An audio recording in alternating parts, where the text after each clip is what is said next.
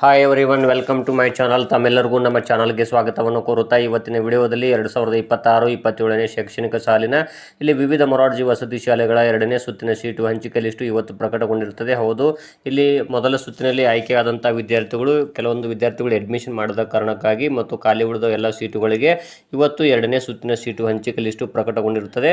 ಹಾಗಾದರೆ ಇಲ್ಲಿ ಕರ್ನಾಟಕ ಪರೀಕ್ಷಾ ಪ್ರಾಧಿಕಾರದವರು ಬಿಟ್ಟಿರುವಂತಹ ರಿಸಲ್ಟನ್ನು ಚೆಕ್ ಮಾಡುವುದು ಹೇಗೆ ಅನ್ನೋದನ್ನು ತಮ್ಮೊಂದಿಗೆ ತಿಳಿಸ್ಕೊಡ್ತಾ ಇದ್ದೀನಿ.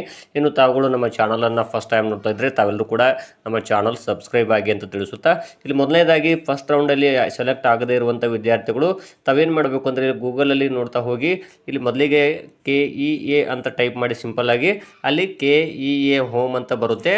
ಅದಾದಮೇಲೆ ತಾವೇನು ಮಾಡಬೇಕಪ್ಪ ಅಂದರೆ ಅಲ್ಲಿ ಇತ್ತೀಚಿನ ಪ್ರಕಟಣೆಗಳು ಅಂತ ಇರ್ತದೆ, ಅದನ್ನು ತಾವೇನು ಮಾಡಬೇಕು ಕ್ಲಿಕ್ ಮಾಡಬೇಕಾಗುತ್ತೆ. ಅದು ಕ್ಲಿಕ್ ಆದ ಕೂಡಲೇ ಅಲ್ಲಿ ನೋಡ್ಬೋದು ಸಂಪೂರ್ಣ ಇಲ್ಲಿ ಇತ್ತೀಚಿನ ಪ್ರಕಟಣೆಗಳಂತ ಕೊಟ್ಟಿದ್ದಾರೆ ನೋಡ್ಬೋದು. ಅಲ್ಲಿ ಡೀಟೇಲಾಗಿ ಕೊಟ್ಟಿದ್ದಾರೆ. ಮೊದಲಿಗೆ ಕ್ರೈಸ್ 2026 ಎರಡನೇ ಸುತ್ತಿನ ಸೀಟು ಹಂಚಿಕೆ ಅಧಿಸೂಚನೆ 12/6/2026 ಅಂತ ಇರುತ್ತೆ. ಅದ್ರ ಕೆಳಗಡೆ ನೋಡ್ತಾ ಹೋಗಿ 12/6/2026-27ನೇ ಸಾಲಿನ ಕ್ರೈಸ್ ಎರಡನೇ ಸುತ್ತಿನ ಹಂಚಿಕೆ ಪಟ್ಟಿ ಜಿಲ್ಲಾವಾರು 12 ಕೊಟ್ಟಿದ್ದಾರೆ. ಹಾಗಾದ್ರೆ ಇಲ್ಲಿ ತಾವೇನು ಮಾಡಬೇಕು ಅಂದರೆ ಮೇಲ್ಗಡೆ 3 ಅಡಿಗೆರೆ ಇರ್ತದಲ್ಲ, ಅಲ್ಲಿ ಪ್ರವೇಶ ಅಂತ ಇರುತ್ತೆ. ಅಲ್ಲಿ 5ನೇ ಆಪ್ಷನ್ ಇದೆ ನೋಡಿ, ಕರ್ನಾಟಕ ವಸತಿ ಶಿಕ್ಷಣ ಸಂಸ್ಥೆಗಳ ಸಂಘ ಕ್ರೈಸ್ ಏಕಲವ್ಯ ಮಾದರಿ ವಸತಿ ಶಾಲೆ ಪ್ರವೇಶ 2026 ಅಂತ ಇರುತ್ತೆ.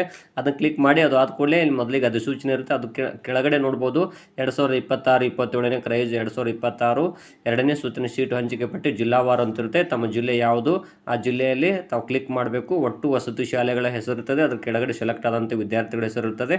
ತಾವು ತಮ್ಮ ಮಗ ಅಥವಾ ಮಗಳು ಇಲ್ಲಿ ಆಯ್ಕೆ ಆಗಿದ್ದಾರೆ ಇಲ್ಲವಂತ ಚೆಕ್ ಮಾಡಿ ನೋಡ್ಬೋದು. ಧನ್ಯವಾದಗಳು.